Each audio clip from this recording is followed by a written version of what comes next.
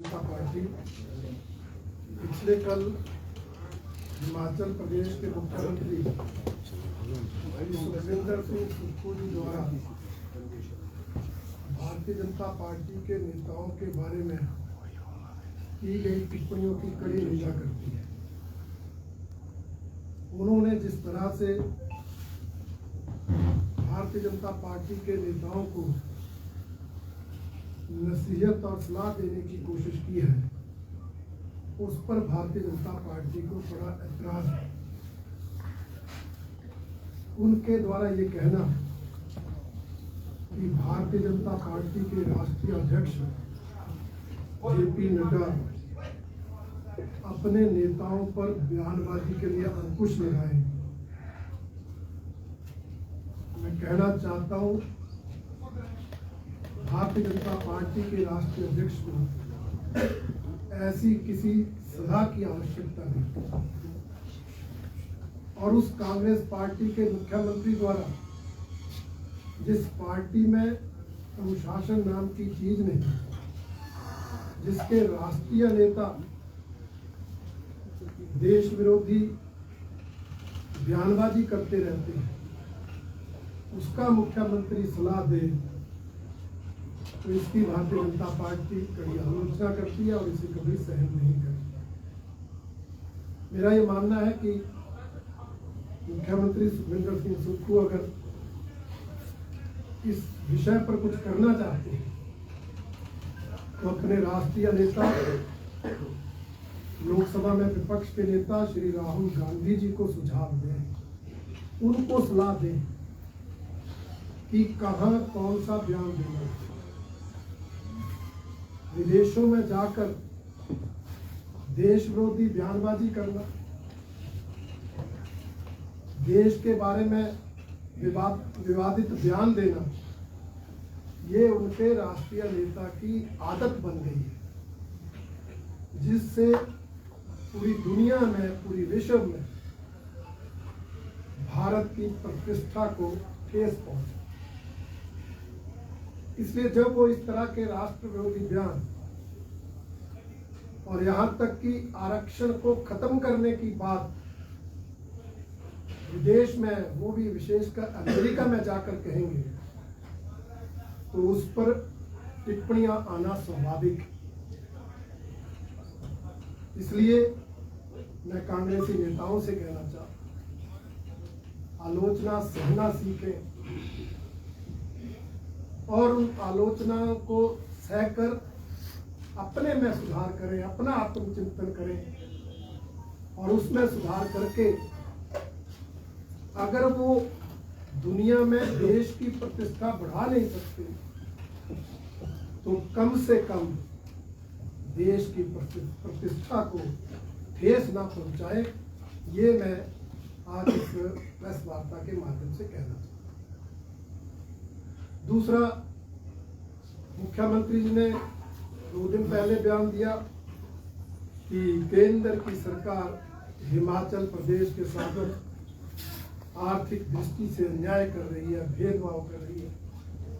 कोई 23,000 करोड़ का आंकड़ा दे दिया कि वो हमारा हिस्सा बनता है जो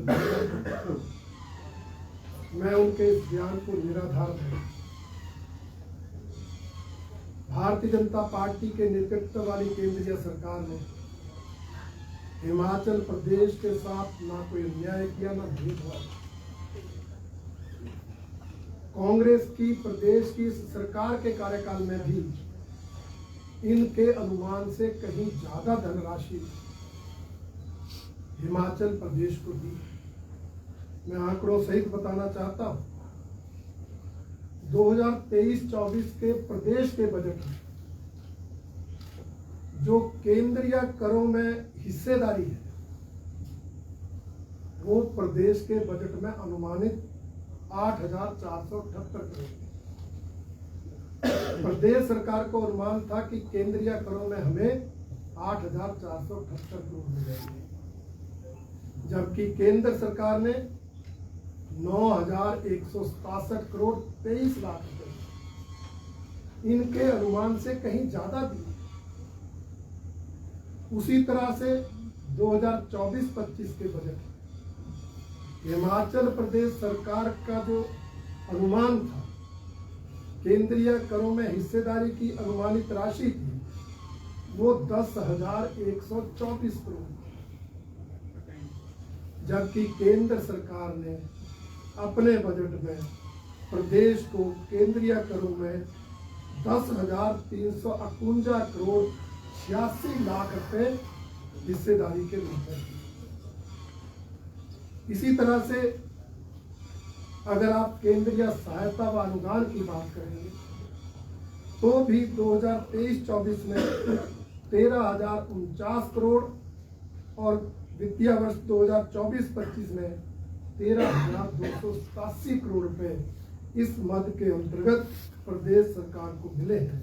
तो मैं समझता हूं ये हिमाचल प्रदेश के आर्थिक स्थिति जो बिगड़ी है उसका जो दोष देने का मुख्यमंत्री प्रयास कर रहे हैं, वो गलत आंकड़े प्रस्तुत कर रहे हैं, वो गुमराह करने की कोशिश कर रहे हैं। केंद्र सरकार ने हर संभव कोशिश की। अब अगर इसका टोटल करेंगे, केंद्रीय करों में हिस्सेदारी और केंद्रीय अनुदान व सहायता, तो कुल मिलाकर इन 2 वर्षों में 45,852 करोड़ रुपए केंद्र सरकार ने कोई कमी नहीं छोड़ी। इसलिए बेवजह आलोचना करना, अपनी कमियों पर पर्दा टालने के लिए दूसरों पर दोष डालना, ये कांग्रेस नेताओं की पुरानी आदत है और वर्तमान मुख्यमंत्री भी उस आदत के शिकार है। सही ये है कि प्रदेश की आर्थिक स्थिति वर्तमान कांग्रेस सरकार द्वारा की जा रही फजूल खर्ची और आर्थिक कुप्रबंधन का नतीजा है, परंतु वो इसको छिपाने की बजाय कभी पिछली भारतीय जनता पार्टी की सरकार को दोष देते हैं और कभी केंद्र सरकार को दोष देते हैं, जबकि ना पिछली भारतीय जनता पार्टी की सरकार ने कुछ गलत किया, ना केंद्र की सरकार कोई अन्याय कर रही है। ये स्थिति पहुंची है तो वर्तमान कांग्रेस सरकार के आर्थिक कुप्रबंधन, फजूल खर्ची और भ्रष्टाचार के कारण पहुंची है। इसलिए मुख्यमंत्री जी दूसरों पर दोषारोपण करने की बजाय विचार विमर्श करें, एक्सपर्ट्स की राय लें, प्रदेश में आय के स्रोत बढ़ाएं, परंतु जनता पर बोझ न डालें। अभी तक जो आय के संसाधन बढ़ाने के प्रयास हो रहे हैं वो जनता पर टैक्स लगाकर हो रहे हैं, चाहे मिल्क सेस के नाम पर टैक्स लग रहा है, चाहे आप पर्यावरण टैक्स लगा रहे हैं, चाहे आप बिजली की दरों में बढ़ोतरी कर रहे हैं, चाहे आप पीने के पानी के बिल दे रहे हैं, चाहे आप डीजल पर वैट बढ़ा रहे हैं। आप अपने रिसोर्स बढ़ाने के लिए जनता पर बोझ डाल रहे हैं, जो कि लोकतांत्रिक परंपराओं के अनुरूप नहीं है। इसलिए आय के संसाधन बढ़ाने के लिए और अनेक ढंग है जिसको ये सरकार अपनाए ताकि प्रदेश की आर्थिक स्थिति को सुधारे। जहां तक अन्य विषयों की बात है, आप सब जानते हैं पिछले दिनों से प्रदेश में एक जन आंदोलन चला है, सामाजिक आंदोलन चला है और उस आंदोलन की स्थिति से निपटने के लिए 13 सितंबर को मुख्यमंत्री जी ने सर्वदलीय बैठक बुलाई थी और सर्वदलीय बैठक बुलाकर एक स्टेटमेंट भी इशू की थी, प्रेस वार्ता, और उसमें जो राय बनी थी वो यही थी कि जो बाहरी राज्यों से लोग आ रहे हैं उनकी पहचान और उनकी जो पहचान और चरित्र प्रमाण, आइडेंटिफिकेशन और कैरेक्टर वेरिफिकेशन हो और वो कैसे यहाँ रोजी रोटी करेंगे उस पर कोई ठोस नीति बने। इसके लिए उन्होंने कहा था मैं आज ही विधानसभा अध्यक्ष से बात करूंगा, आज ही दोनों दलों के विधायकों की संयुक्त कमेटी बनेगी और जल्दी ही ठोस नीति बनेगी। 1 सप्ताह बीतने को आ गया, परंतु अभी तक कमेटी भी गठित नहीं हुई, जिससे लगता है कि ना ये सरकार ना मुख्यमंत्री प्रदेश के इस संवेदनशील मुद्दे को लेकर गंभीर। हमने उस दिन भी कहा था, हमारा ये मानना है कि जो प्रदेश के मूल निवासी हैं, वो चाहे किसी भी समुदाय के, वो भाईचारे के साथ रहते, वो प्रदेश में शांति और सौहार्द चाहते। परंतु रोटी रोजी कमाने के नाम पर जो दूसरे राज्यों से लोग आ रहे हैं,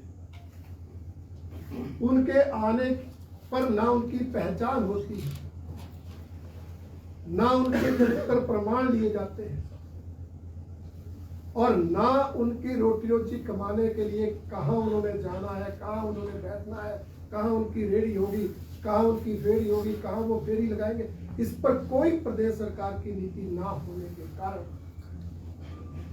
जो है ये स्थिति यहाँ तक पहुंची है। और दूसरा, वो लोग रोटी रोजी कमाकर रात को उन भवनों में रह रहे हैं जो सरकारी जमीन पर अवैध ढंग से मस्जिदों के नाम पर बने, उनमें रहकर असामाजिक गतिविधियों को अंजाम दे, जिसके कारण समाज में तनाव पैदा होता, जिसके कारण आंदोलन, समाज को आंदोलन करने की स्थिति में आ जाता है। इसलिए हमने कहा था, ऐसे भवनों को सील करो, सरकार अपने नियंत्रण में ले, और साथ में जो बाहर से लोग आ रहे हैं उनके लिए कोई नीति बने।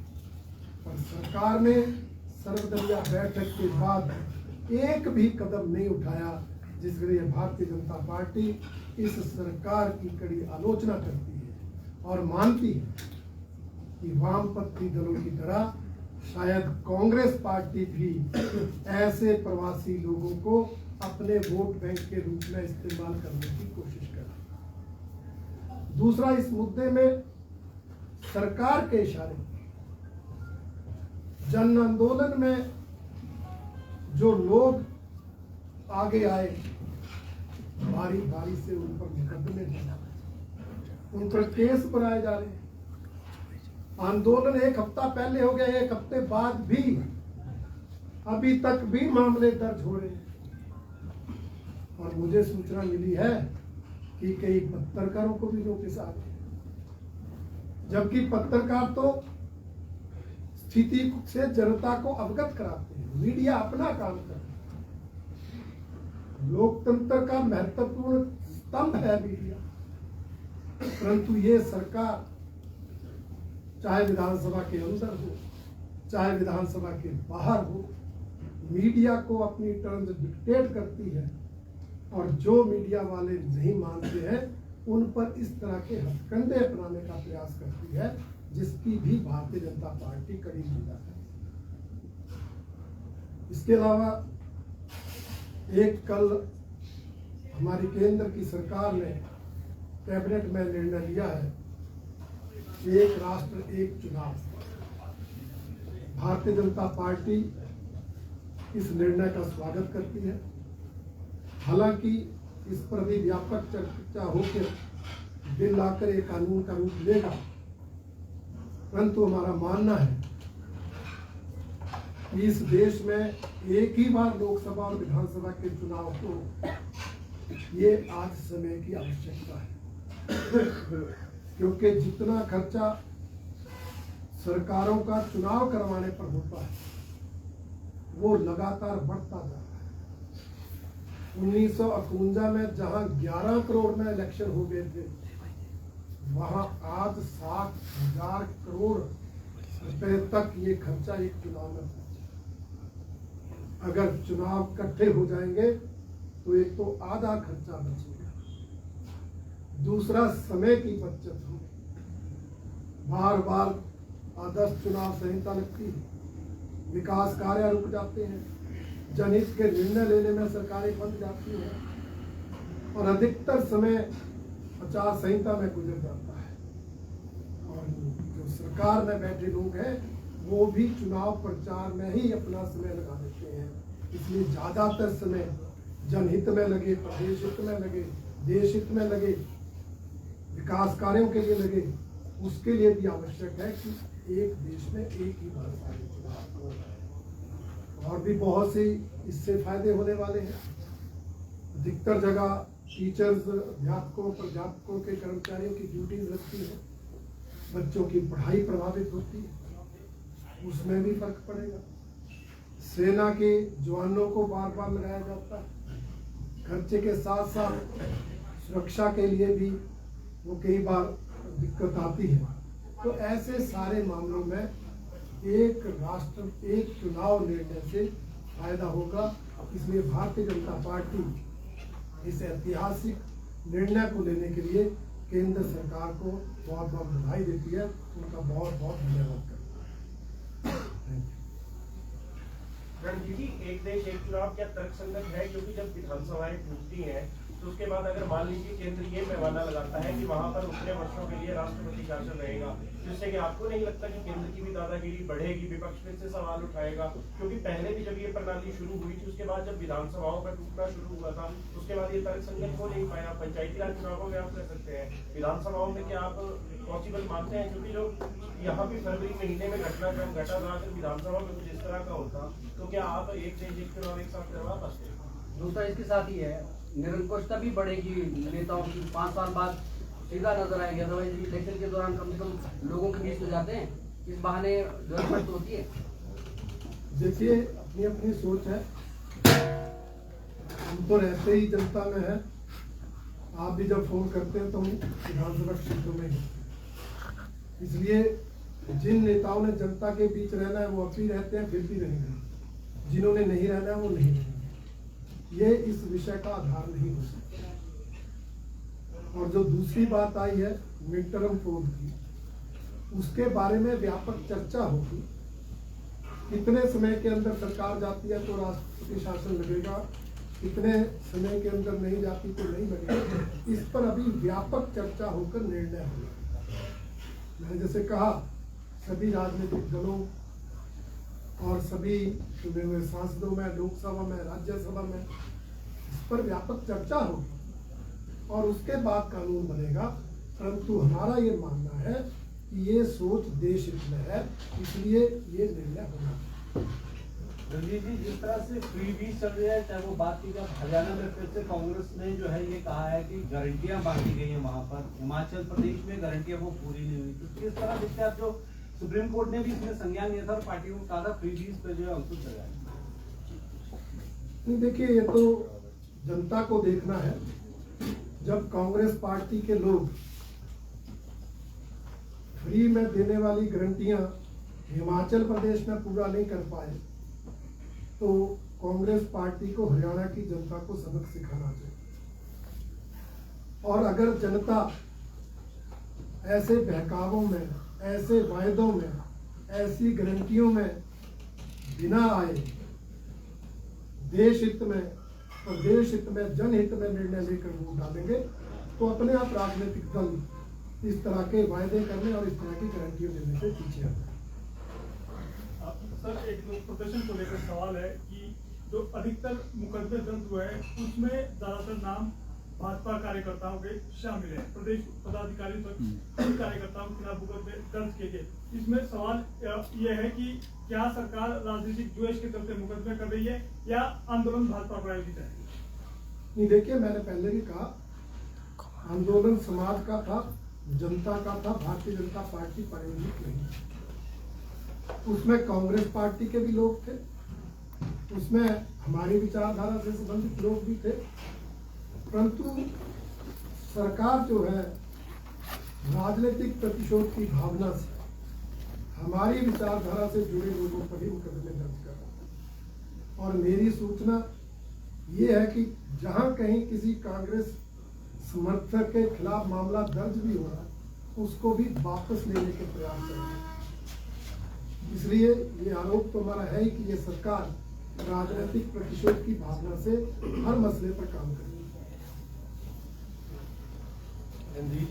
कल कोई जो सांसद है उन्होंने टिप्पणी की है पंचकुंडा वाले को कि वो टेररिस्ट है, और आपके जो राज्य मंत्री हैं सोम प्रकाश केंद्रीय मंत्री, उन्होंने कहा कि वो ऐसे बयानों से रिस्ट्रेन करें। क्या उनको संत मानते हैं या टेररिस्ट मानते हैं, क्या मानते हैं? तो देखिए, ये तो आप ही जानते हैं, हमारे राष्ट्रीय अध्यक्ष जी ने भी कंगना जी को ऐसी बयानबाजी करने से परहेज करने के लिए कहा है, और बेहतर होगा इस मसले पे आप इन्हीं से पूछें। ठीक है जी, धन्यवाद।